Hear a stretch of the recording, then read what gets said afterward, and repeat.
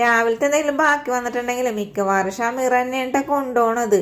ഗോതമ്പുട്ടൊക്കെ ബാക്കി വന്ന് നമുക്ക് കൊണ്ടുപോകാൻ മടിയാണ്. കാരണം ഗോതമ്പുട്ട് ആർക്കും അങ്ങോട്ട് ഇറങ്ങൂല കേട്ടോ. ഞാൻ നോക്കുമ്പോഴേ വൈകുന്നേരം എപ്പോഴും നമ്മുടെ ഗോതമ്പുട്ട് ഇതേപോലെ വിറങ്ങലിച്ച് കുത്തിയിരിക്കുന്നുണ്ട്. ചേച്ചിനോട് ഞാൻ പറഞ്ഞു ഇത് കൊണ്ടിട്ട് ആവിയേറ്റിടുക്ക് ചേച്ചി രാത്രി കഴിക്കാൻ നോക്കുമ്പോൾ ചേച്ചിക്ക് വേണ്ട, അവക്കാണെങ്കിൽ അവക്ക് വേണ്ട. അപ്പം ഞാൻ പറഞ്ഞു ഞാനൊരു സാധനം ഉണ്ടാക്കാൻ പോണേണ് ഇതും കൊണ്ട്, എന്നിട്ട് നമുക്ക് വൈകുന്നേരത്തേക്ക് ചായക്കടിയായിട്ട് കഴിക്കാമെന്ന് പറയും. അങ്ങനെ ഞാൻ എന്ത് ചെയ്യാന്നറിയാമോ, മിക്സർ ജാറിലേക്ക് നമ്മുടെ പുട്ടിനേക്ക് അങ്ങോട്ട് ഇട്ട് കൊടുത്ത്, എന്നിട്ട് ഇതേപോലെ തരി പോലെ എന്നിട്ടാ പൊടിച്ചെടുത്തേക്കണത്.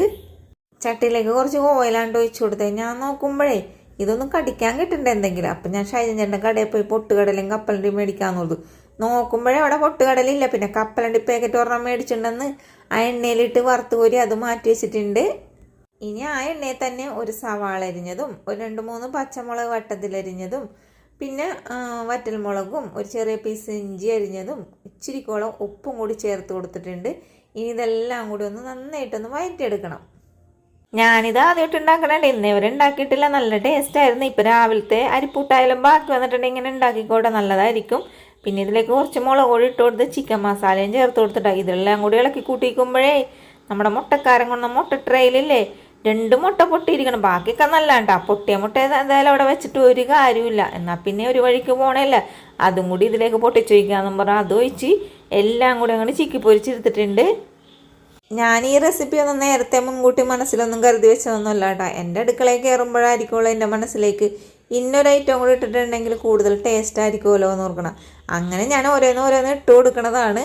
അപ്പം എനിക്ക് എൻ്റെ മനസ്സിൽ തോന്നി ഇച്ചിരി തേങ്ങയും കൂടി ഇട്ട് കൊടുത്താൽ നല്ലതായിരിക്കും. അങ്ങനെ കുറച്ച് തേങ്ങ ഇറങ്ങിയത് ഇട്ട് കൊടുത്ത് എല്ലാം കൂടി ഇളക്കി കൂട്ടിയിട്ട് പിന്നെ നമ്മൾ പൊടിച്ച് വെച്ചേക്കണ ഗോതമ്പൂട്ടും ഇട്ട് കുറച്ച് കറിവേപ്പില ഇട്ട് പിന്നെ ഞാൻ വറുത്ത് വെച്ചേക്കണം നമ്മുടെ കപ്പലണ്ടിയില്ലേ അതും കൂടി ചേർത്ത് കൊടുത്ത്. ഗോതമ്പുട്ട് കൊണ്ടുപോകാൻ മടിയുള്ള ആളായിരുന്നു എൻ്റെ അനിയത്തി. ഈ സാധനം കഴിച്ചു നോക്കിയപ്പോൾ അവൾക്ക് ഭയങ്കര ഇഷ്ടമായിട്ടില്ലേ. തലക്കടിയായിരുന്നു കേട്ടോ. അടിപൊളി ടേസ്റ്റായിരുന്നു. നല്ല ചൂട് കട്ടൻ ചായയോടൊപ്പമില്ലേ നല്ല എരിവോടുകൂടി കഴിക്കാൻ പറ്റിയ ഒരടിപൊളി വൈകുന്നേരത്തെ പലഹാരമാണ്. പിന്നെ ഗോതമ്പുട്ടില്ലെങ്കിൽ ഒരു കാര്യം ചെയ്യും, ഗോതമ്പുട്ട് ഉണ്ടാക്കിയിട്ട് ഇങ്ങനെ ഉണ്ടാക്കി നോക്കിക്കോ. എങ്ങനെ വന്നാലും എല്ലാവർക്കും ഒരുപോലെ ഇഷ്ടപ്പെടും കേട്ടോ ഈ ഒരു പലഹാരം. അപ്പോൾ വീഡിയോ ഇഷ്ടപ്പെട്ട് ഉണ്ടാക്കാൻ മറക്കരുത്.